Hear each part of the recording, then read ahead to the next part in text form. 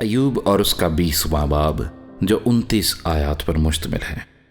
تب زوفر نعماتی نے جواب دیا، اسی لیے میرے خیال مجھے جواب سکھاتے ہیں، اس جلد بازی کی وجہ سے جو مجھ میں ہے۔ میں نے وہ جھڑکی سن لی جو مجھے شرمندہ کرتی ہے، اور میری عقل کی روح مجھے جواب دیتی ہے، کیا تو قدیم زمانے کی یہ بات نہیں جانتا؟ جب سے انسان زمین پر بسایا گیا کہ شریروں کی فتح چند روزہ ہے اور بے دینوں کی خوشی دم بھر کی ہے، خواہ اس کا جاہ و جلال آسمان تک بلند ہو جائے اور اس کا سر بادلوں تک پہنچے، تو بھی وہ اپنے ہی فضلے کی طرح ہمیشہ کے لیے فنا ہو جائے گا۔ جنہوں نے اسے دیکھا ہے کہیں گے وہ کہاں ہے؟ وہ خواب کی طرح اڑ جائے گا اور پھر نہ ملے گا، بلکہ وہ رات کی رویا کی طرح دور کر دیا جائے گا۔ جس آنکھ نے اسے دیکھا وہ اسے پھر نہ دیکھے گی، نہ اس کا مکان اسے پھر کبھی دیکھے گا۔ اس کی اولاد غریبوں کی خوشامد کرے گی اور اسی کے ہاتھ اس کی دولت کو واپس دیں گے۔ اس کی ہڈیاں اس کی جوانی سے پر ہیں، پر وہ اس کے ساتھ خاک میں مل جائے گی۔ خواہ شرارت اس کو میٹھی لگے، خواہ وہ اسے اپنی زبان کے نیچے چھپائے، خواہ وہ اسے بچا رکھے اور نہ چھوڑے، بلکہ اسے اپنے منہ کے اندر دبا رکھے، تو بھی اس کا کھانا اس کی انتڑیوں میں بدل گیا ہے۔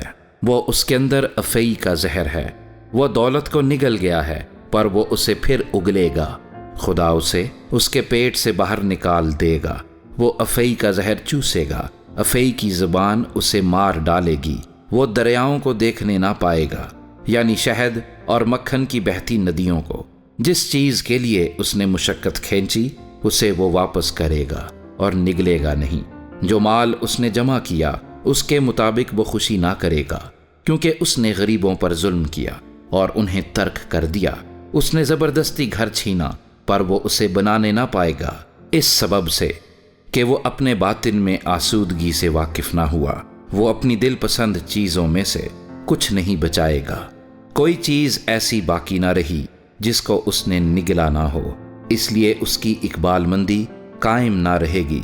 اپنی کمال آسودہ حالی میں بھی وہ تنگی میں ہوگا، ہر دکھیارے کا ہاتھ اس پر پڑے گا۔ جب وہ اپنا پیٹ بھرنے پر ہوگا تو خدا اپنا قہر شدید اس پر نازل کرے گا، اور جب وہ کھاتا ہوگا تب یہ اس پر برسائے گا۔ وہ لوہے کے ہتھیار سے بھاگے گا، لیکن پیتل کی کمان اسے چھید ڈالے گی۔ وہ تیر نکالے گا اور وہ اس کے جسم سے باہر آئے گا، اس کی چمکتی نوک اس کے پتے سے نکلے گی۔ دہشت اس پر چھائی ہوئی ہے، ساری تاریکی اس کے خزانوں کے لیے رکھی ہوئی ہے۔